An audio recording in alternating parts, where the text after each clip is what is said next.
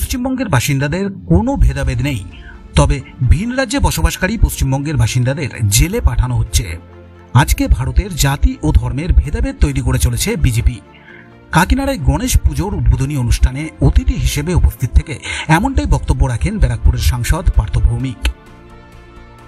बंगाल में जो लोग रहता है उसका अंदर कोई भेदाभेद नहीं रखता ममता बनर्जी, और बाहर में देखिए जो बीजेपी ओरिएंटेड स्टेट है उधर अगर आप बांग्ला से बात करेगा तो आपको जेल में भेजा दिया जाएगा। ये ठीक है क्या?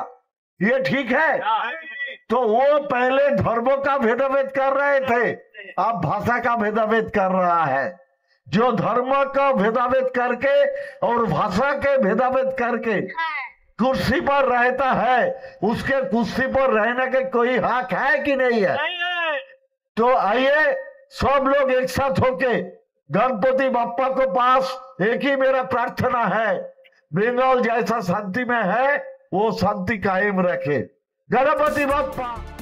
কাকিনাড়ার গণেশ পুজো মানেই এখানে দর্শনার্থীদের কাছে আলাদা আকর্ষণ। মূলত শিল্পাঞ্চল হওয়ায় নানাভাষী মানুষের পাশাপাশি বাঙালিরাও একত্রিত হয়ে এই পুজোয় সামিল হয়েছেন। বিগত কয়েক বছর ধরে বৃহৎ আকারে চলছে গণেশ আরাধনা। জনপ্রিয়তার নিরিখে ক্রমশই উৎসবে পরিণত হয়েছে কাকিনাড়ার গণেশ পুজো। কাকিনাড়াতে কমবে করে এতো ধুমধাম থেকে ফেস্টিভ্যাল হয় সেই কাকিনাড়া, সে আজ থেকে আমার জন্ম আগে থেকে সেটা হয়ে যাচ্ছে।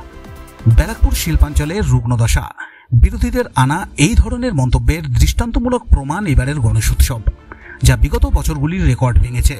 এলাকায় ছোট বড় মিলিয়ে প্রায় 70টি গণেশ পুজো। থিম থেকে শুরু করে সাবেকি প্যান্ডেলেও পূজিত হন গজানন। পুজোর দিনগুলিতে এই এলাকা যেন দ্বিতীয় মুম্বই।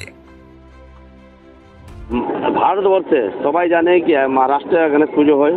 মহারাষ্ট্র আবার বাঙ্গাল এরম কাকিনাড়া, বাঙ্গালের মধ্যে কাকিনাড়া এরম জায়গা হচ্ছে যাকে মিনি মহারাষ্ট্র মিনি মুম্বাই বলা হয়। এখানে সব ধর্মের লোক সবাই এখানে বসবাস করে, একটা মিনি ভারতও বলা যায়।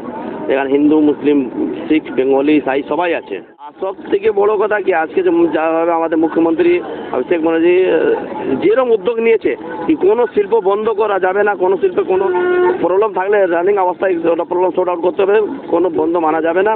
এটা নিয়ে এখানকার যে মজদুর বর্গের লোক আছে সবাই মুখ্যমন্ত্রীকে অনেক ধন্যবাদ দিচ্ছেন। কি এই একটা সরকারে আসার পর আমরা যে মিলখানটা বন্ধ দেখতাম সেটা বন্ধ পাওয়া যাচ্ছে না। আর পুজোর চুকি সামনে সব মিলটা ভালো চলছে, এই শিল্পাঞ্চল এরিয়াটা ভালো চলছে। আর এরকম চললে সবাই খুশি থাকবে, পুজোটা ভালো হবে।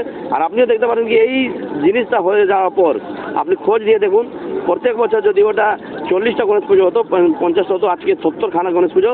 অথেন্টিক গণেশ পুজো হচ্ছে ছোটো খানার ছেলে, বড় পুজো 70খানার মতন গণেশ পুজো হচ্ছে। এটা এই শিল্পাঞ্চলে পসিবল, অন্য শিল্পাঞ্চলে থাকলে এটা পসিবল না।